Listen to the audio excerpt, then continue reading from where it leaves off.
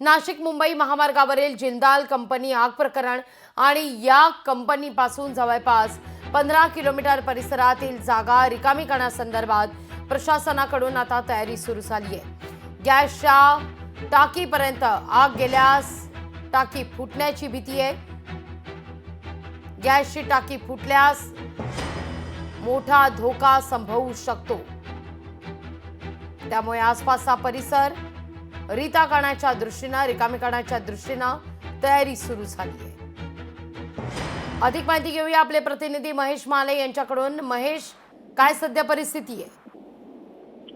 नाशिकच्या इगतपुरी तालुक्यातील असलेल्या मुंडेगाव येथे जिंदाल कंपनीतील जी आग आहे ती 30 तासाहून अधिक काळ झाला तरीही ती आग अजूनही धुमसत आहे। मात्र आता ही जी आग आहे ती धोकादायक वळणावर येऊन पोहोचलेली आहे। खरं तर कंपनीच्या आवारात असलेल्या ज्या गॅसच्या टाक्या आहेत तिथपर्यंत आता ही आग पोहोचण्याची शक्यता आहे। त्यामुळे जिल्हा प्रशासनाने वेळेस दखल घेऊन खरं तर आजूबाजूचा जो परिसर आहे तो रिकामा करण्याच्या ज्या सूचना आहेत त्या दिलेल्या आहे। ह्या गॅसच्या जर टाक्या जर फुटल्या तर जवळपास 15 किलोमीटरचा जो परिघ आहे तो बाधित होऊ शकतो। यामुळे जिल्हा प्रशासनाने वेळेस काळजी करत खरं तर हा जो परिसर आहे तो निर्मनुष्य करण्याच्या सूचना ज्या आहेत त्या दिलेल्या आहे। आणि या सगळ्या संदर्भात आता मुख्यमंत्री देवेंद्र फडणवीस यांनी देखील माहिती घेतलेली आहे। ते देखील या आगीवर लक्ष ठेवून आहे। त्यामुळे एकूणच आता जिंदाल कंपनीतील लागलेली जी आग आहे ती धोकादायक वळणावर येऊन पोहोचल्याचं आपल्याला बघायला मिळतंय। लागवी निश्चित महेश, धन्यवाद तुम्ही दिलेल्या एकूणच सविस्तर माहिती करता। या सगळ्या संदर्भात राजकीय वर्तुळातून प्रतिक्रिया उमटतात, पाहूया।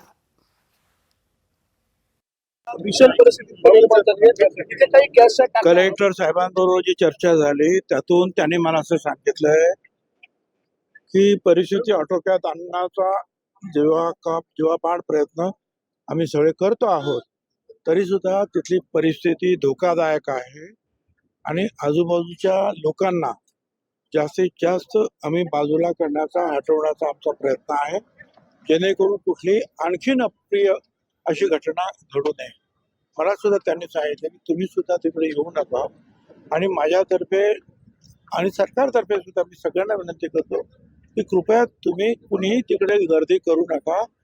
फायर ब्रिगेड, सरकार, पोलीस यांना आपलं काम करू द्या अशी मी आपल्या सगळ्यांना विनंती करतो। साहेब, किती गावांना धोका संभवू शकतो? किती गावं रिकामी? आजूबाजूचे आता आतमध्ये आणखीन काय काय आहेत केमिकल्स आणि त्याचं आणखी पुढे काय होऊ शकतं काय याचं सगळं गणित लावणं या अशा परिस्थितीमध्ये फार कठीण असतं, म्हणून शक्यतो आपण लांब राहावं हे उत्तम। मुख्यमंत्री धन्यवाद।